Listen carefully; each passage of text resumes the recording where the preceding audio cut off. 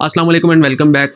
अभी तक हम शेडिंग की डिफरेंट टेक्निक्स के बारे में स्टडी कर चुके हैं और हम देख चुके हैं कि कौन सी टेक्निक किस जगह पर हमने यूज़ करनी है या किस किस टाइप की टेक्निक्स को आप अपनी किस स्पेसिफिक ड्राइंग के अंदर यूज़ कर सकते हैं। तो अब हम देखते हैं कि पेंसिल की स्ट्रोक्स का रिजल्ट ब्लेंडिंग के साथ कैसा आता है और विदाउट ब्लेंडिंग कैसे आता है।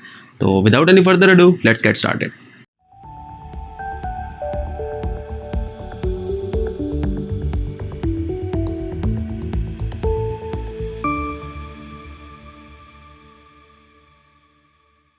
ओके, यहाँ पर हमारे पास दो सर्कल हैं। एक में हम स्ट्रोक से शेड करेंगे और एक में हम ब्लेंडिंग से शेड करेंगे। सबसे पहले हम इस सर्कल को लाइट टोन स्ट्रोक से फिल कर लेते हैं। मैं back and forth technique use कर रहा हूँ इसके अंदर।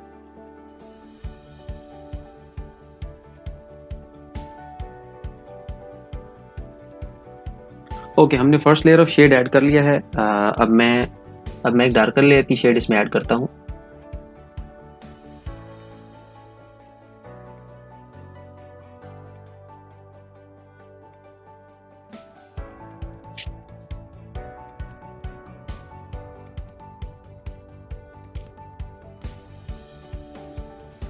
ये डिफरेंट एरियाज हैं जहाँ पर मुझे डार्क शेड चाहिए।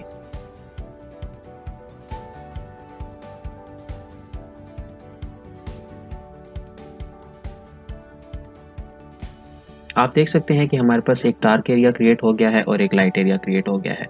मैं चाहता हूँ कि ये जो बीच में इनका डिफ्रेंसिएशन पॉइंट है, ये डिफ्रेंसिएशन पॉइंट ख़त्म हो जाए और ये अच्छे तरीके से दोनों आपस में ब्लेंड हो जाए। तो मैं हल्का हल्का शेड ऐड करना शुरू करता हूँ। आप देख रहे हैं कि मैंने अपनी रिस्ट के ऊपर काफ़ी कंट्रोल करके डार्क से करते करते लाइट शेड लेकर जा रहा हूँ। ये हम बिल्कुल जो डिफ्रेंसिएशन पॉइंट था जो हमारे लाइट और डार्क एरिया को आपस में सेपरेट कर रहा था, उस लाइन के ऊपर से हमने शेड करना स्टार्ट करना है। स्लाइटली राउंडेड करूँगा मैं अपने शेड को, जस्ट लाइक दिस।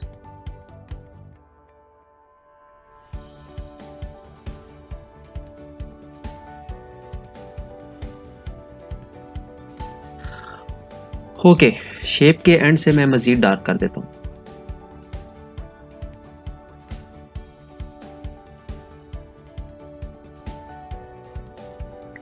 इसकी ट्रिक मैं आपको समझा देता हूँ। ये इसी तरह है कि आप डार्क स्टार्ट करते करते करते आहिस्ता आहिस्ता अपनी पेंसिल के ऊपर प्रेशर कम करते जाएं और ये देखें एट द एंड हमारे पास लाइट शेड क्रिएट हो जाता है। सेम आपने ट्रिक यहाँ पर यूज़ करनी है इस पूरे प्रोसेस के अंदर।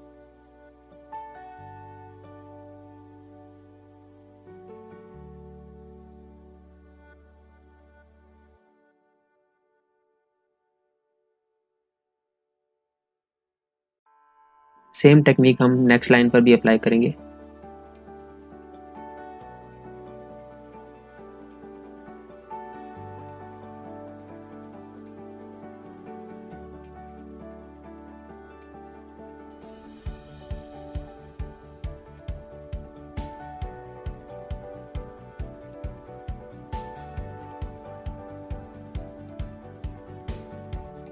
आप देख सकते हैं कैसे स्ट्रोक्स एक दूसरे में मर्ज हो रही हैं।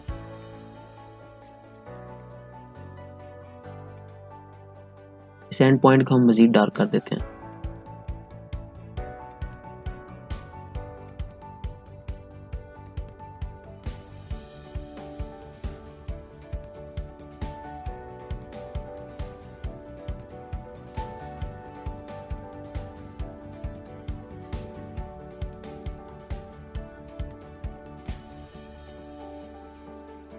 नेसेसरी एरियाज के ऊपर हम डार्कर शेड ऐड करते जाएंगे।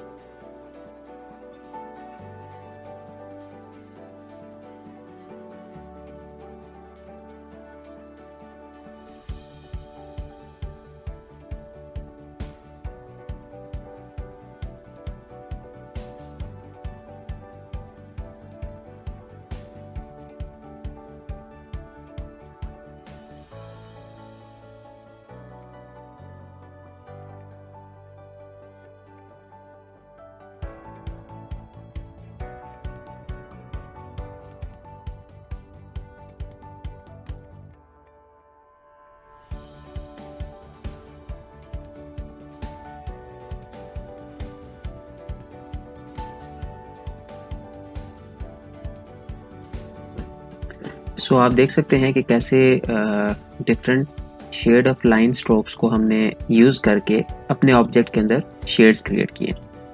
सो ये था स्ट्रोक्स यूज़ करके शेड्स क्रिएट करने वाला मेथड। आप स्ट्रोक से भी शेड्स बना सकते हैं।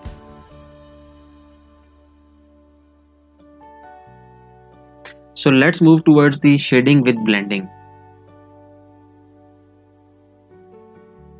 ब्लेंडिंग टेक्निक में आपने एक चीज़ का ध्यान रखना है कि आपने time to time necessary blending करते जाना है।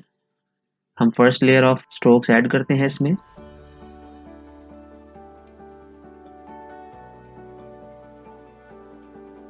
देन मैं ड्राई ब्रश से इसको ब्लेंड कर देता हूँ ताकि हमारे पास एक स्मूथ और नाइसर बेस लेयर बन जाए। अगर ड्राई ब्रश से आपको टाइम लग रहा है तो आप टिश्यू पेपर का भी यूज़ कर सकते हैं। एक्स्ट्रा एरिया से हम शेड को रिमूव कर देते हैं।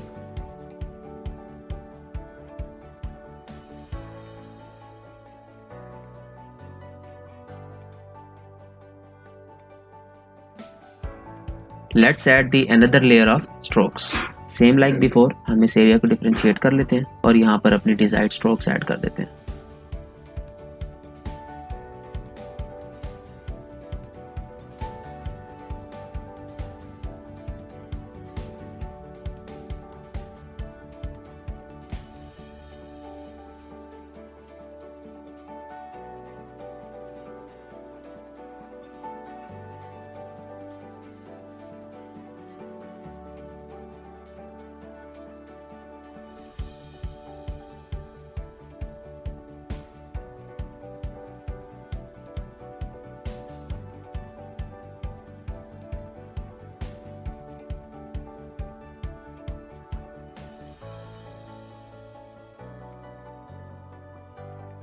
ओके, नाउ डार्कर एरिया को भी हम ब्लेंड करते हैं। इसके लिए मैं ब्लेंडिंग स्टम्प का इस्तेमाल कर रहा हूँ।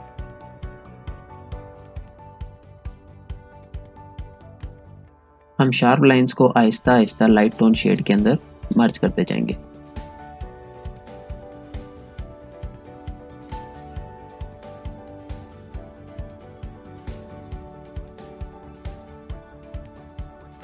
Just like this.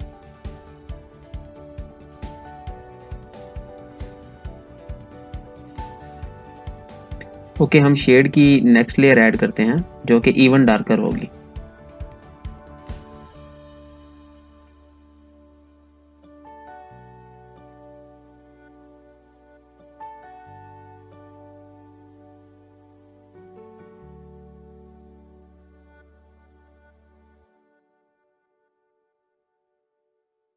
हम नेसेसरी एरियाज पर शेड्स ऐड करते जाते हैं।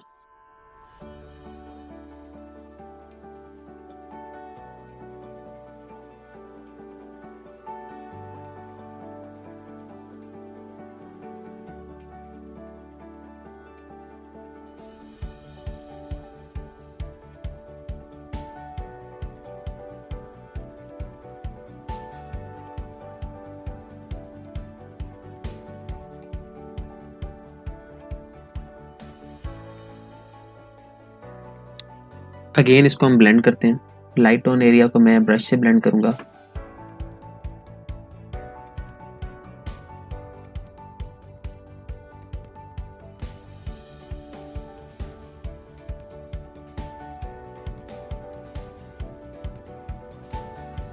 और डार्क टोन एरिया के लिए मैं ब्लेंडिंग स्टम्प का इस्तेमाल करूंगा। नेसेसरी एरियाज पर हम और शेड्स ऐड करते हैं।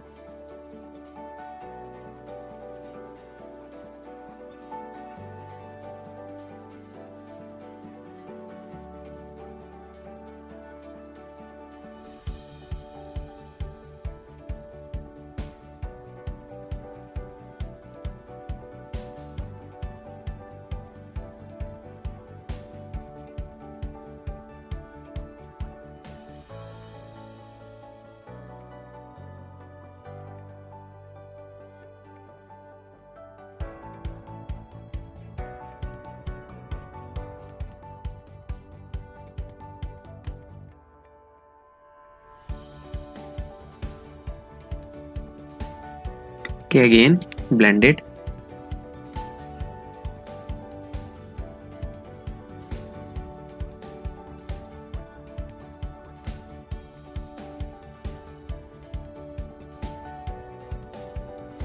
ओके, नेसेसरी एरियाज के ऊपर हम थोड़े से हाइलाइट्स ऐड करेंगे।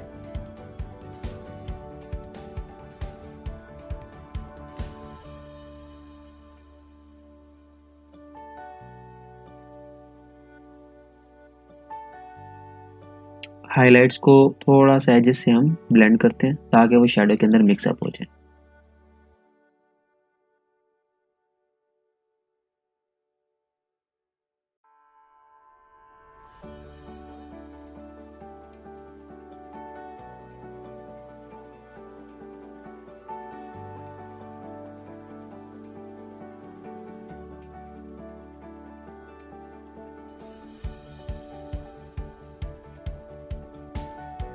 ओके, सो सेम शेप्स के अंदर सेम तरह की शेडिंग करने के बावजूद आप देख सकते हैं हमारे पास के दो डिफरेंट, बिल्कुल ही डिफरेंट किस्म के रिजल्ट्स आए हैं।